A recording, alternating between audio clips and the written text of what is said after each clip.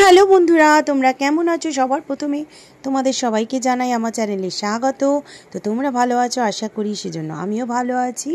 তো দেখো আজকে আমি কি পরে চলে এসেছি। আজকে আমি পরে চলে এসেছি একটা হোয়াইট কালারের sari with green border, and পরে চলে এসেছি একটা ব্ল্যাক কালারের ব্রালেট, যেটা ভীষণই সুন্দর। তো এই ব্ল্যাক ব্রালেটের সাথে আমার এই হোয়াইট শাড়ি কম্বিনেশনটা কেমন যাচ্ছে, আর আমি শাড়িটা একটু ঝুল রেখে পরেছি, মানে আমি মানে ডান দিকে একটু কাউল রেখে পরেছি, যেটা এখনকার একটু ফ্যাশনে যাচ্ছে। তো সেইভাবে একটু পরার চেষ্টা করেছি। শাড়িটা আঁচলটা একটু ছোট হয়ে গেছে যদিও, যেহেতু আমি এটা মানে খোলাও নেব একবার, মানে ওপেন পাল্লু হিসাবে ইউজ করব, আবার প্লিট হিসাবে ইউজ করবো। প্লিট তো আমি দিইনি, জাস্ট আমি এলোমেলো কাঁধে ফেলে রাখবো আর কি। এটাই আমার ভীষণ ভালো লাগে। তো কেমন লাগছে বন্ধুরা আমাকে? আর আমি পরে নিয়েছি হাতে একটা ঘড়ি, এবং আমার যে হাতে নোয়া আছে নোয়া এবং আংটি, এবং আমি করিনি কোনো মেকআপ, দিইনি কোনো ফিল্টার, শুধু দিয়েছি একটু লিপস্টিক, আর হাতে পরেছি একটা ঘড়ি, আর পরেছি ব্রালেট, অ্যান্ড অবশ্যই পেটিকোট উইথ শাড়ি, মানে শাড়ি উইথ পেটিকোট। তো চলো বন্ধুরা, আমি শুরু করি আজকে একটি গুরুত্বপূর্ণ ভিডিও, যেটি নিয়ে অনেক কথাবার্তা হয় অনেকের ভিডিওতে। তো সেই বিষয়ে একটু কিছু মানে বললাম আর কি। তোমাদের ভালো লাগলে অবশ্যই বলো, খারাপ লাগলে ভিডিওটা স্কিপ করে যেও। তো চলো তাহলে শুরু করি। দেখুন, মানে এরকম অনেক ফেসবুক বা ইনস্টাগ্রামে শোনা যাচ্ছে যে মানে যারা এরকম আমার মতো ধরুন ন্যাভেল ক্লিভেজ দেখিয়ে ভিডিও করে, তো তারা নাকি অশ্লীল ভিডিও বানাচ্ছে, মানে তারা নাকি সমাজটাকে অশ্লীল করছে। ভাই, ন্যাভেল ক্লিভেজ দেখিয়ে যদি সমাজটা অশ্লীল হয়ে যেত, তাহলে সমাজটার অশ্লীলতায় ভরে যেত না। অশ্লীল কথাটার অশ্লীল মানেটা কি, সেটা কি সবাই জানেন? আমার মনে হয়, আশা করি জানেন না। তাই কোনো কিছুকে অশ্লীল বলার আগে অশ্লীল কথার পরিভাষাটা ঠিক করে জেনে নিন। তো সেক্ষেত্রে আমি আমি তাদেরকে বলবো, এই সেঞ্চুরিতে দাঁড়িয়ে, মানে 2025 সেঞ্চুরিতে দাঁড়িয়ে যারা এগুলোকে অশ্লীল বলেন, ক্লিভেজ এবং নেভেল শোকে মানে শো অফকে আপনারা যদি অশ্লীল বলেন, তাহলে আপনারা নিজেদেরকে এই সেঞ্চুরির লোক বলবেন না। তাদের উদ্দেশ্যে বলতে চাই, যারা এরকম নেভেল ক্লিভেজ দেখানো ভিডিওকে সমাজের অশ্লীলতা বলেন, বা মানে নোংরা করছে সমাজটাকে এরকম বলেন, তাদের উদ্দেশ্যে একটাই কথা বলবো, তারা এইসব ভিডিও দেখবেন না, স্কিপ করে যাবেন। এরকম আমাদের সমাজে প্রচুর প্রচুর মহিলা আছেন যারা আরো বেশি করে নোংরা কাজ করে।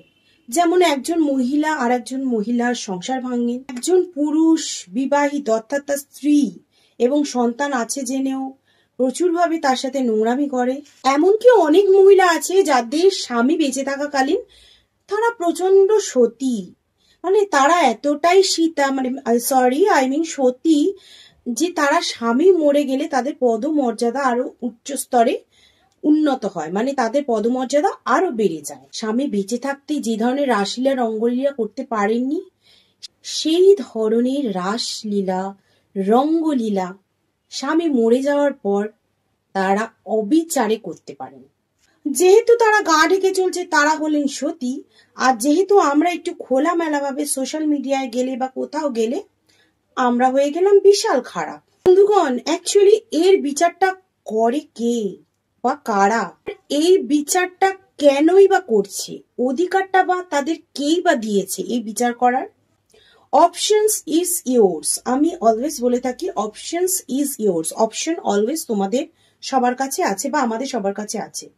ভালো লাগলে ভিডিও দেখুন, ভালো না লাগলে, অশ্লীল লাগলে ভিডিওটা স্কিপ করে যান। বাট না, আমাকে রোস্টিং করার জন্য ভিডিওটা দেখতেই হবে। কেননা রোস্টিং এর নাম করে আমি অশ্লীল ভিডিওটা দেখবো? তো ইস, মহিলাটা কি বাজে বাজে ভিডিও বানায়, শো অফ করছে, নেভেল ক্লিভেজ দেখাচ্ছে, তাকে অশ্লীল বলবো তো, তাই ভিডিওটা আমি দেখবো তো, কি তাই না? বন্ধুরা, ভালো না লাগলে ইগনোর করুন, ইগনোর করুন। তার জন্য এত কমেন্ট, এত মানে পরনিন্দা পরচর্চা করার কি আছে? এত নিজের কন্টেন্ট তৈরি করার জন্য অন্যদের কন্টেন্ট নিয়ে তাদের মানে জীবনযাত্রা নিয়ে টানা হ্যাচড়া করার তো কিছু নেই। আপনারা আপনাদের সভ্য রুচিশীল কন্টেন্ট তৈরি করুন। বন্ধুরা, হয় আমরা দেখবো না এইসব ভিডিও বা এইসব ছবি, যাই বলুন না কেন, অথবা আমরা কোনো দেখেও নোংরা কমেন্ট করব না। আরে ভাই, আমরা তো আমাদের নেভেল ক্লিভেজ শো অফ করে না নোংরামি করছি। আপনারা তো আপনাদের কমেন্টের থ্রু বা আপনাদের যে ভাষায় আপনারা রোস্টিং করেন বা পোস্টিং করেন, সে ভাষা দেখলে তো মনে হয় আপনাদের। হ্যাঁ বন্ধুরা, আমি আবারও বলছি, কোনো পুরুষের সাথে বেড শেয়ার করা অথবা কোনো মহিলার সংসার ভাঙা, এইটাকে বলে বিশেষভাবে নোংরামি।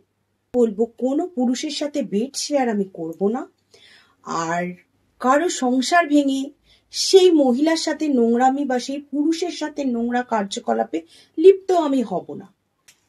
এরকম বহু মহিলা কিন্তু আছে, স্বামী মারা যাওয়ার পরে একই বাড়ির মধ্যে থেকে, মানে জয়েন্ট ফ্যামিলিতে থেকে বহু পুরুষের সাথে লটঘট করে। যেমন নিজেদের মধ্যেই লটর ঘটরটা বেশি হয়। কি বলতে চাইছি আপনারা নিশ্চয়ই বুঝতে পারছেন। তো যারা বাড়ির মধ্যে থেকেও অন্য পুরুষদের সাথে লটঘট করছে বা নোংরামি করছে, তাদের কি বলবেন বন্ধুরা? তারপরে অন্য দিকে আঙ্গুল তুলবেন। আর যারা বলেন, তাদের আবারও বলছি, ইগনোর অপশন বা স্কিপ করে যাওয়ার অপশন সবার কাছে আছে। তো অলওয়েজ ইগনোর দ্যাট বা দিস, অলওয়েজ স্কিপ দ্যাট বা দিস। হ্যাঁ, আমি জানি আমি নির্লজ্জ, আমি বেহায়া, আমি অশ্লীল, আমার কোনো লজ্জা নেই। ভাই, এই লজ্জা কোথায়? কোথায় এর বাড়ি? এই লজ্জাকে খুঁজে খুঁজেতে আমি হয়রান হয়ে গেছি যে লজ্জাকে খুঁজে আমি কোথায় পাবো। অ্যাকচুয়ালি বহু জায়গায় আমি লজ্জাকে খুঁজেই বেড়াচ্ছি। লজ্জাকে আমি গ্রিপে আনতে পারছি না। আচ্ছা বন্ধুরা, লাস্ট কোশ্চেন তোমাদের, এই লজ্জাকে বা এই শ্লীলতাকে কোথায় পাওয়া যায় বলতে পারেন? তো বন্ধুরা, এই ছিল আমার আজকের ভিডিও। মানে যারা আমাদেরকে এসব বলছেন, তারা প্লিজ এরকম বলবেন না। যার যার কন্টেন্ট শেষে করছে, কেউ কোনো প্রোডাক্ট রিভিউ করছে, কেউ আমাদের মতো মানে নেভেল ক্লিভেজ শো করছে বা বোল্ড ভিডিও করছে, তারা তাদের নিজস্ব কন্টেন্ট বানাচ্ছে।